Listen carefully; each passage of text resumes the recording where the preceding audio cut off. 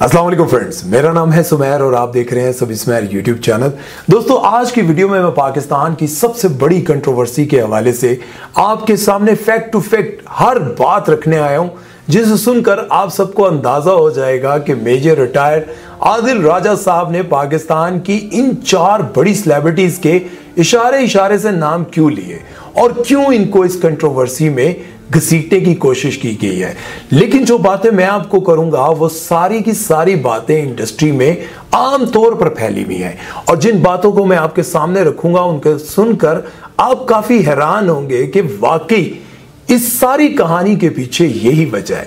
तो वीडियो को एंड तक देखिएगा और नए लोगों से मेरी गुजारिश है कि हमारे चैनल को सब्सक्राइब कर दें और बेल आइकन पर क्लिक करना हरगिज मत भूलिएगा। तो सबसे पहले हम बात करेंगे जी, पाकिस्तान में आजकल एक अजीब सा माहौल बना हुआ है। आप सबको पता है कि मुखालिफिन दूसरे को बदनाम करने के लिए कभी ऑडियो लीक करते हैं और कभी वीडियो लीक करते हैं। जिसकी ऑडियो लीक होती है वो ये कहता है कि ये मेरी ऑडियो है ही नहीं, और जिसकी वीडियो लीक होती है वो ये कहता है कि पाकिस्तान में इतने अच्छे एडिटर बैठे हुए हैं, उनके पास इतने अच्छे सॉफ्टवेयर हैं, किसी भी गंदी वीडियो पर किसी का भी फेस लगाकर उसको बदनाम किया जा सकता है। लेकिन जिसकी ऑडियो लीक होती है वो कहता है कि मैंने तो कभी जिंदगी में ऐसी बात ही नहीं की।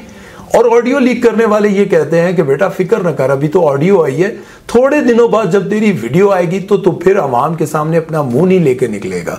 देखिए, ये सब कुछ पाकिस्तान में आजकल चल रहा है। चाहे पाकिस्तान की जैसी मर्जी सूरत हाल है, लेकिन लोग ऑडियो वीडियो का खेल खेल रहे हैं। इसी के साथ मेजर रिटायर आदिल राजा साहब ने एक खेल खेला जो कि पहले से आर्मी के खिलाफ बात करते हैं, आर्मी के उन लोगों के खिलाफ बात करते हैं जो आर्मी में रहते हुए सियासत में या फिर जिस तरह की भी उनकी एक्टिविटीज होती हैं उसको मैं डिस्कस नहीं करना चाहता हूं। आप सब समझते हैं कि वो मैं डिस्कस करता ही नहीं। मैं आज की वीडियो इसलिए डिस्कस कर रहा हूं क्योंकि मैं सेलिब्रिटीज पर वीडियोस बनाता हूं, तो ये सारा मामला सेलिब्रिटीज के गिर्द घूम रहा है। तो मैं ये समझता हूं कि जो चीजें मैं जानता हूं वो आप लोगों को बताऊं। तो मेजर रिटायर्ड आदिल राजा साहब ने पाकिस्तान की 4 बड़ी सेलिब्रिटीज के नाम के पहले हर्फ लेते हुए लोगों को ये बताया कि ये वो बड़ी 4 सेलिब्रिटीज हैं जो जनरल फैज हमीद के कहने पर आर्मी के मैसेज में आती थी और पीटीआई और जनरल बाजवा और जनरल फैज हमीद के साथ रंगरलियां मनाती थी, और इनकी तमाम तरह की वीडियोस मौजूद हैं। इस कंट्रोवर्सी पर बहुत सारे लोगों ने बात करना शुरू कर दी, लेकिन कोई ये बात नहीं जानता कि इन्हीं 4 का नाम क्यों लिया गया। आज की वीडियो में मैं आपको बहुत क्लियरली ये बात बताऊंगा। सबसे पहले मैं आपको ये बताऊं कि इन 4 में से कोई भी रेगुलर काम नहीं करता।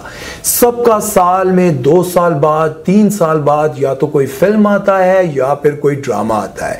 इन सारों का रेगुलर कोई भी प्रोजेक्ट आप टीवी पर नहीं देख रहे होते।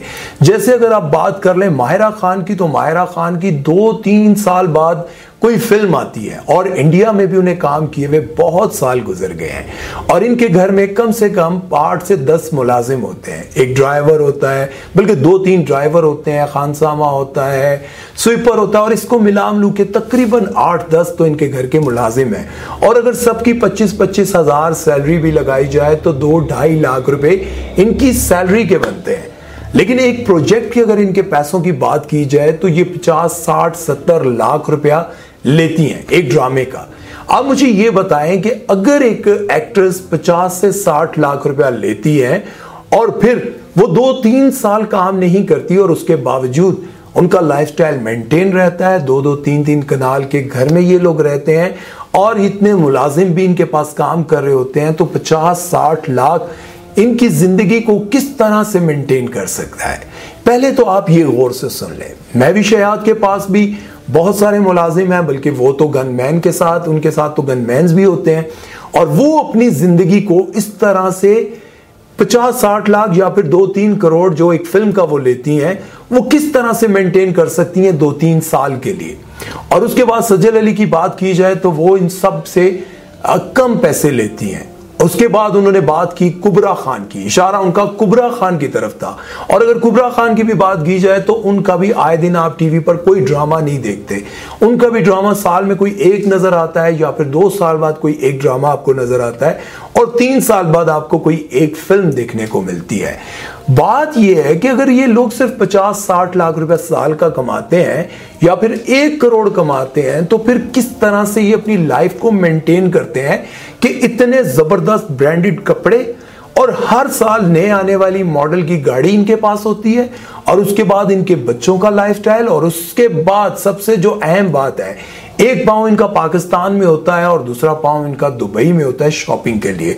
ये सारी चीजों को ये किस तरह से मेंटेन करते हैं। और दूसरा, उन्होंने किस बात से अंदाजा लगाया, आप सबको याद होगा कि पाकिस्तान का एक बहुत ही ब्लॉकबस्टर ड्रामा सिनफे आहन में सज्जल अली और कुबरा खान ने काम किया था, और वहीं पर बहुत सारे ऐसे आर्मी के रियल लोग भी मौजूद थे जिन्होंने उस ड्रामे में काम किया था, और वहीं के लोगों ने उनकी एक्टिविटीज को देखते हुए मेजर रिटायर्ड आदिल राजा साहब को बहुत सारी बातें ट्रांसफर की होंगी, जिससे उन्होंने ये अंदाजा लगाया कि कुबरा खान और सज्जल अली ने यहां पर बहुत सारे लोगों के साथ अपने नाजायज ताल्लुकात बनाए हुए हैं, और उन्होंने वहां पर उनके साथ रातें भी गुजारी हैं। और जहां पर जनरल बाजवा और जनरल फैज हमीद की इनके साथ मुलाकात हुई, और उन्होंने सारी प्लानिंग की कि आपने किन किन को खुश करना है। और आप लोगों को एक और टेलीफिल्म याद होगी जो माहिरा खान ने की थी, जिसका नाम था एक है निगार।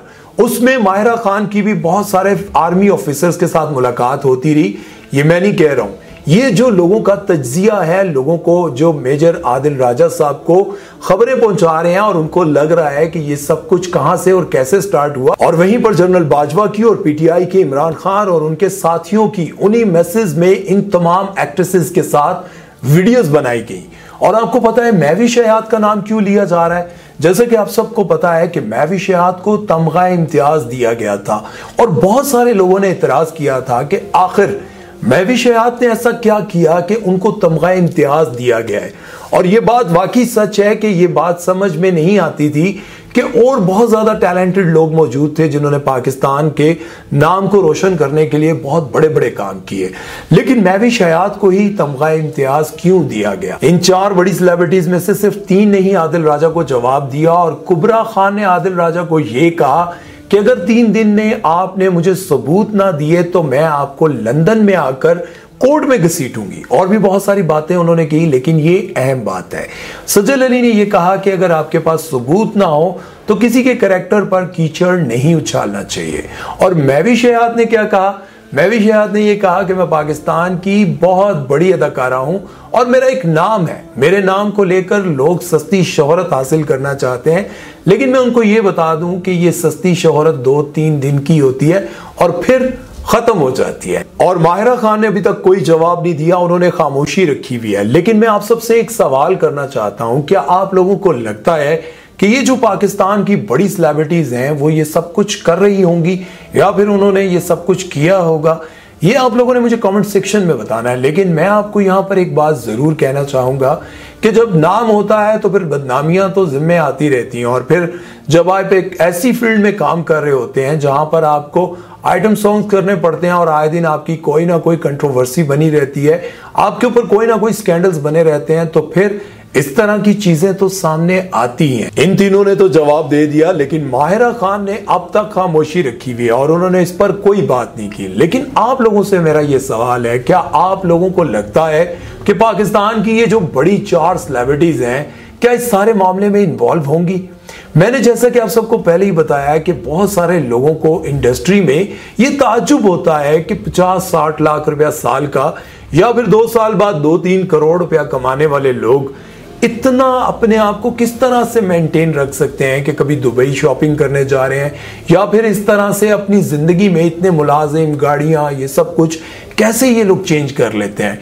इसका सवाल भी बहुत सारे लोग करते हैं, लेकिन मैं नहीं जानता कि इस सारे मामले में क्या चक्कर है और क्या चेन चक्कर है। बल्कि इस सारे को तो मैं यही कहूंगा कि ये क्या चेन चक्कर है जिसकी समझ किसी को नहीं आ रही। आखिर आदिल राजा ने ये सब कुछ क्यों किया, किसके कहने पर किया, और क्या ये वाकई ही वीडियोस बहुत जल्द आप सबके सामने आने वाली हैं या नहीं? कमेंट सेक्शन में जरूर बताइएगा और अपना बहुत सारा ख्याल रखिएगा। अल्लाह हाफिज।